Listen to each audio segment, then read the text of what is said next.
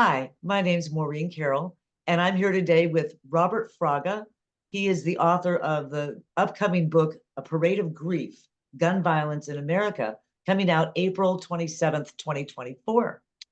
Robert Fraga grew up in Los Alamos, New Mexico, where his father helped make the atomic bomb, and where Bob worked for the Los Alamos National Laboratories during summer vacations while at Pomona College.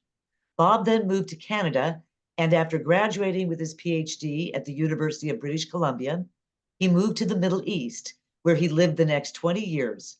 He taught at the American University of Cairo, where he learned a smattering of Arabic. Bob wrote The Greening of Oz in 2012 about the town of Greenburg in western Kansas that came back green after a tornado almost wiped it out. And he wrote The Road Through San Judas in 2020 about the struggle between landless farmers and a wealthy Mexican family who wanted them gone. Bob's latest book is what we're going to be talking about with him today. Bob lives in Lawrence, Kansas, and spends his summers in a 15th century home in rural France. Welcome, Bob. Thank you for talking with me today. You're very welcome.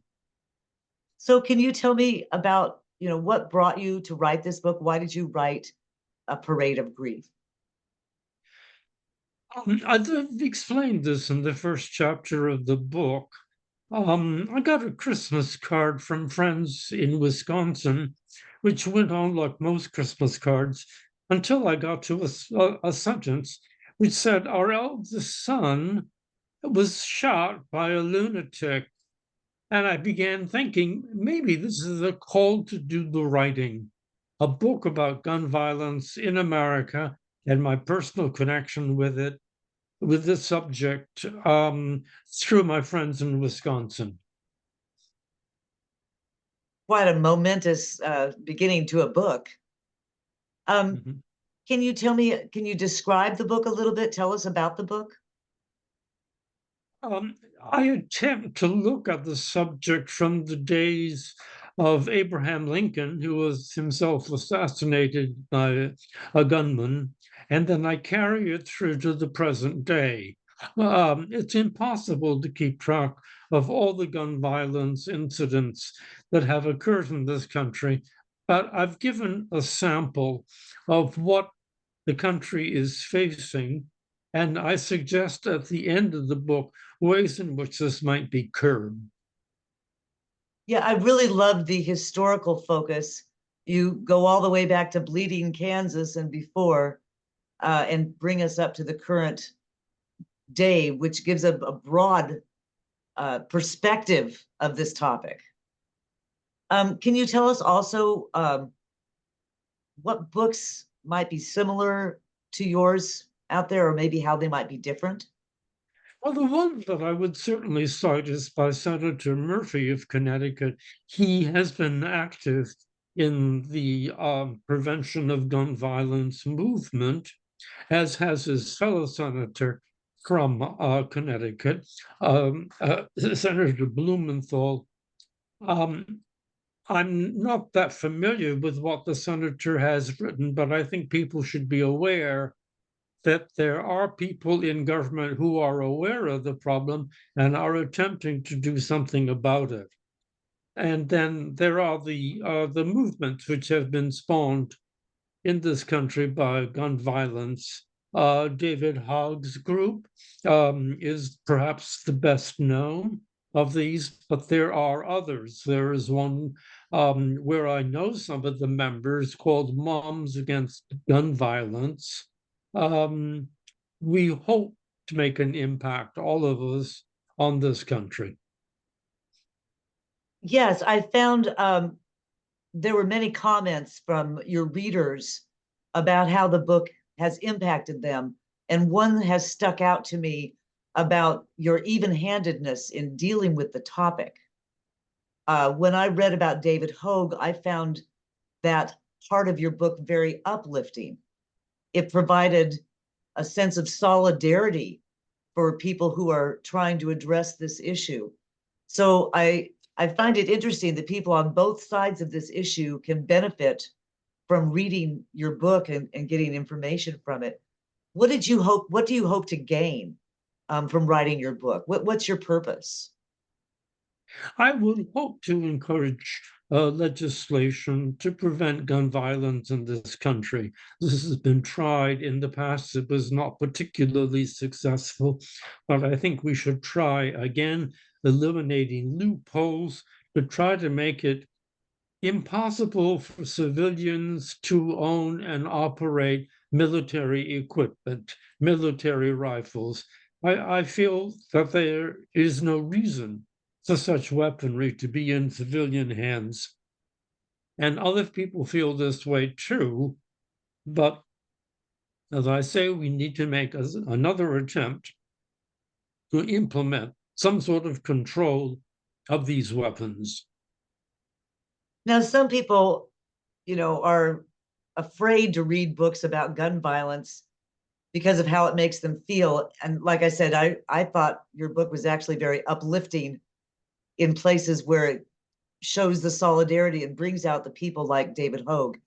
I'm wondering how you felt in writing your book. How did it impact your feelings?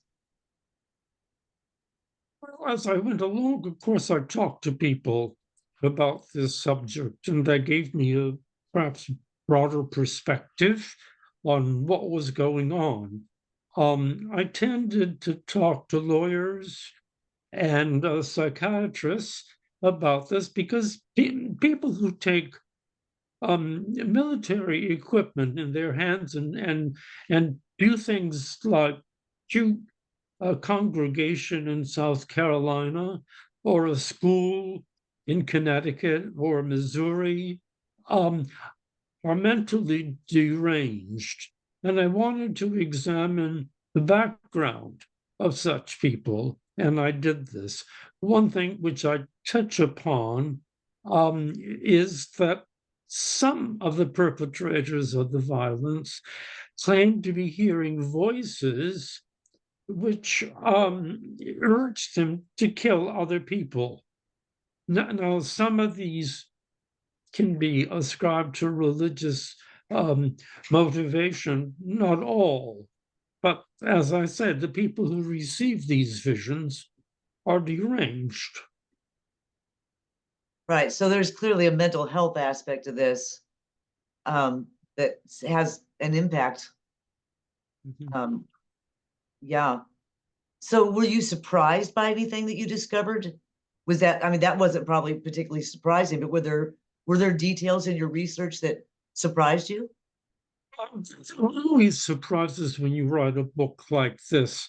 I wasn't totally unaware of other people's feelings, and particularly the feelings of organizations that would be opposed to my point of view. But nonetheless, it does come as a bit of a surprise to see how people feel about guns in this country. It is said that they are an integral part of American culture, and that may be true, but it's gotten beyond all bounds, in my opinion. And I think that some legislative action is called for now. And at the end of your book, do you give some suggestions on how we might make a difference, what we can do to change things? I did. Now, they're not particularly new ideas. Banning assault weapons has been around for a while. And as I say, it was tried earlier. I didn't want to go too far in this direction because I felt that there are some things that are possible to do now, and not everything is possible. It is not possible, in my opinion, to ban weapons in this country. In fact, that might be unconstitutional. But I think it would be possible to ban assault weapons in the hands of civilians. And that's one thing that I hit upon. Right. So I really appreciate your talking with us today, and I want to share the screen a little bit to show some information about your upcoming release of your book. So the book is due out, as I said, on the 17th of April, and it is available through Autumn Car Press. It's also available on Amazon and through Barnes and Noble and any place else that you buy books. So you can just look for it under A Parade of Grief by Robert Fraga. And is there anything else you'd like to say before we wrap up? I don't know what else to add to the book. I sometimes feel that this is a futile effort because so much has been tried in the past, so much has been written about this, and it has not been totally effective. One can only hope. One also feels that it's a kind of moral obligation to voice an opinion about what is going on here, and that's what I have done in the book. Well, I thank you very much. And I know a lot of your readers who have read the book already also thank you. We believe it's much more than an opinion because you've done a great deal of research. And that research, I think, will help other people to grapple with this problem, understand it better, and hopefully come up with some effective solutions. And again, you're praised for your even-handedness in how you deal with this topic. So thank you very much. Thanks for talking with me today. My pleasure. Thank you for interviewing me. All right. And I hope to talk to you again after the book has been released for a while and we can do a follow-up. Thank you.